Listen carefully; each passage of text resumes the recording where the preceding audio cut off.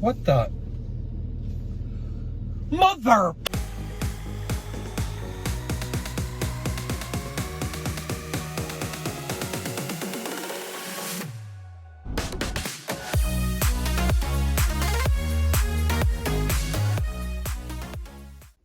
Hello my friends and welcome to The Simple Sober Life. I am Joshua and I help others make simple changes to create a life of awesome.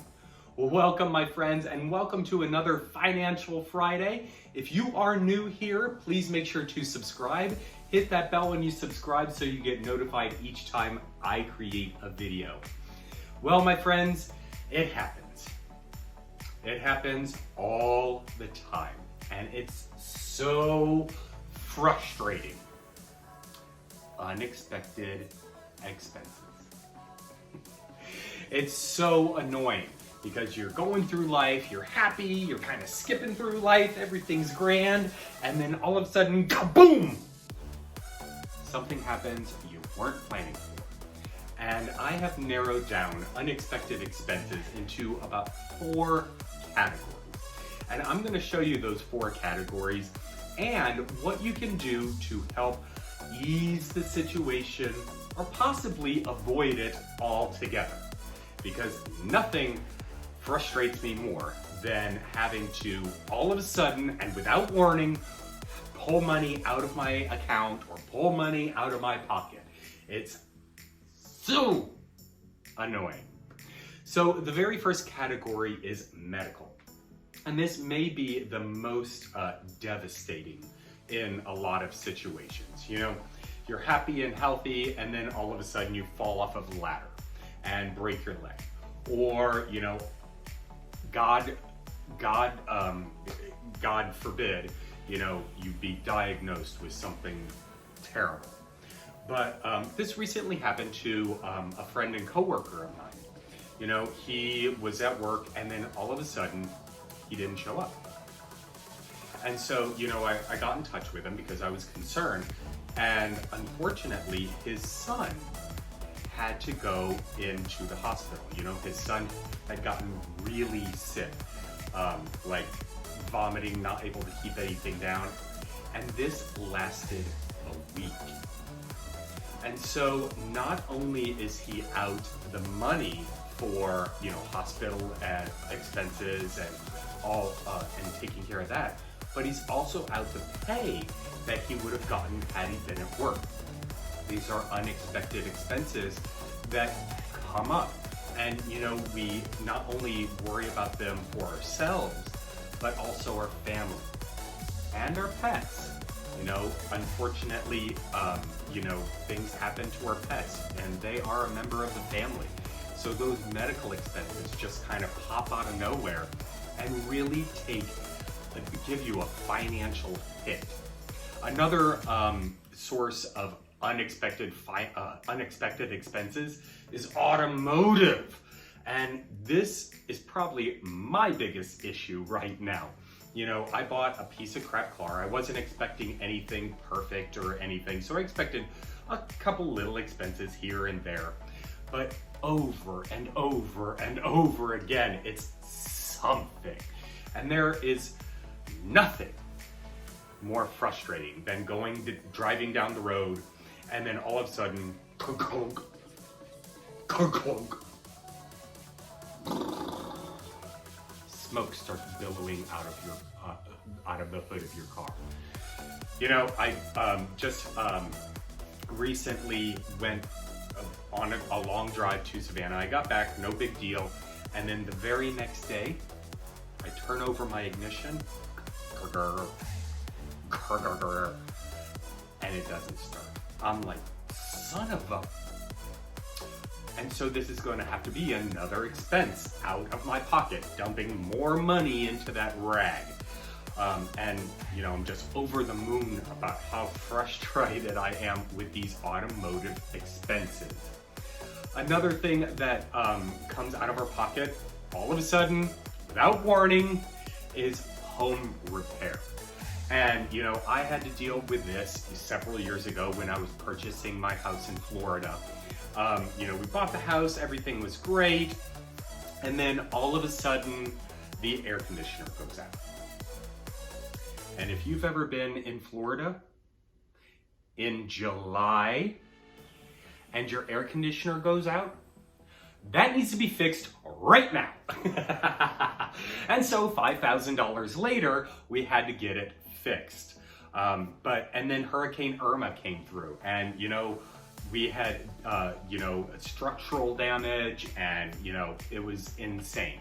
And so home repairs are a mind-blowing financial expense that you just don't expect. And then last but not least, we have unexpected travel. Now, fortunately, I haven't had to deal with this on a regular basis, but probably almost 10 years ago, my grandfather passed away. And I had to take off work, buy a plane ticket, and head back to Missouri so that I could attend his services. And guess what? Unlike popular belief, airlines do not offer a bereavement discount. Believe me, I tried. And so I was out the money for the plane ticket and the loss of wages from work and things like that. And each one of these is financially exhausting. So here are a couple of tips to help you get over those unexpected expense hurdles. First and foremost, don't drink. Don't drink. That is the last thing that we should be doing as alcoholics in sobriety. That will only make the situation worse. And there were many times where, something financially ruining would pop up in my life, and the very first thing I would do would be to go hit the bottom, because that would take my mind off of it. I didn't have to deal with it in that minute. But then every time I drank, something worse or something would be added to that financial heartache, that financial, devastation. So don't drink. Call a sponsor, call a friend, do anything but drink. Another tip that I have for you is plan ahead. And I know, this should be a no-brainer. Duh. If we could plan ahead for unexpected events, then we'd probably do it. Well, we can't, and it's called an emergency fund. And typically you're supposed to have 3 to 6 months of all expenses saved up in an account, so that if you need an influx of cash immediately, you have it. And so if you don't have an emergency fund, I would highly recommend that you start building up. It doesn't have to be completed, right now. It doesn't have to be completed today. An emergency fund is something that we build up to, so that we have that extra cushioning when the car breaks down, or when, unfortunately someone passes away, or if we break a leg. That's what an emergency fund is for. And so I would highly encourage you to, put a little bit of your money away every single month specifically for that. Another thing that you can do is make sure that you have adequate insurance. A lot of these insurance companies, they'll stick it to you any way they can. And that is an unfortunate and sad fact.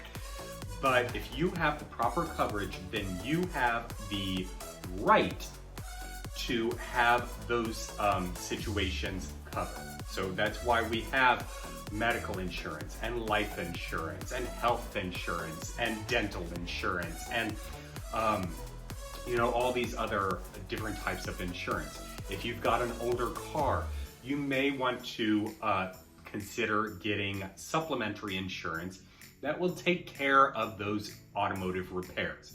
Make sure to check out price, make sure to check out the fine print, because even then, they will fight you. They will fight you on giving your money, and that is a terrible thing. But you have paid into that policy, and you earned that money. And they're making money off of every premium that you send them. And so fight them on it. Get a lawyer if you have to. You know, I've unfortunately been through this situation and it's not pretty. But we're not going to go into a negative tailspin about insurance companies. If you need fast cash, I would highly recommend that you start looking around your house and see what you can sell. You know, there are a lot of different apps and websites to where you can go and sell personal items, from clothing to artwork to toys to pretty much anything you have. You know, eBay's a great resource, Poshmark, you know, Facebook Marketplace, things like that. And that can help you pad some of your emergency fund. I mean, a lot of us have stuff lying around the house that we never even looked at. It's just in the closet gathering dust, thinking one day it's going to be used. But in all reality, it's just junk to us. So consider selling some of that stuff. You know, you can donate plasma, you can, you know, do science experiments, whatever you need to do in order to get that cash flow in, so that when something happens, you are at least mildly prepared for it. Another thing that I would highly advise you to do is to shop around and negotiate.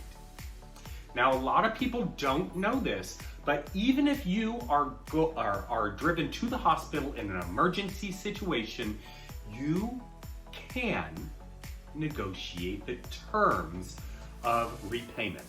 You can negotiate price, you can negotiate how long it's going to take you, you can negotiate a lot of different things. If it's not an emergency, you can actually negotiate being taken somewhere else to have whatever procedure, whatever corrective action needs to be taken. You can shop around different hospitals, different medical facilities. And this goes the same thing for mechanics. This thing goes the same thing for general contractors for your house, and for airlines and hotels if you need to travel. Shop around, take the time. I know, because it's an emergency, because it happens all of a sudden, you're kind of in a flutter, but take the time to step back and figure out the best solution for your wallet. Shop around and negotiate. I've always heard a great phrase, and I love it. Everything is negotiable. Another thing that you can do is crowdsourcing. You know, a friend of mine, unfortunately, her dog broke her leg. This was years ago, and it was a cute little dog. And she couldn't afford really to have the dog's leg reset so that it could heal. And so she went on GoFundMe. She created a page for her little dog, posted a picture for a little thing with a broken leg, and you know, she asked friends and family to donate to her vet bill. And sure enough, she was able to raise some money to help cushion, you know, that $600 vet bill. And you know, that is a viable option. If something has happened to you or a member of your family, you know, look into different crowdsourcing websites. Another thing along those lines that you might be able to do is check into different charities. There are charities for just about everything. And you know, their sole purpose is to help people who aren't able to afford to do the things that they have to do. And so look into different charities that can help you. If you're battling a specific disease, you know, look into those charities. I just found out there are actually charities available that will help you with veterinary costs. It's pretty crazy, but there is literally a charity for everything. So look into those so that you can help minimize your own cost. These last two tips are at the very bottom for a very specific reason. They are the last line of defense. But if you need quick cash, if you need to pay for something immediately, you don't have time to sell anything, you don't have an emergency fund built up, you don't have any friends or family that you can ask, you don't have time to wait around for crowdsourcing, might be time to rip out those credit cards. Now, everyone, I believe, should have an emergency credit card. And these are very specific for emergency uses only. So, unfortunately, those $600 pair of Nikes aren't an emergency. And believe me, I've been there. I absolutely had to have the best of everything, and those credit cards sure paid the price. And guess who's paying the price now? Which is why I put it at the very bottom of the list, because you're going to be charged about 20 to 25% interest on those credit cards. And America is so far in debt in credit card right now as it is. Why dig yourself into a deeper hole?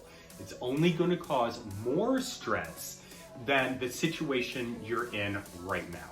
And it's going to extend it out for years.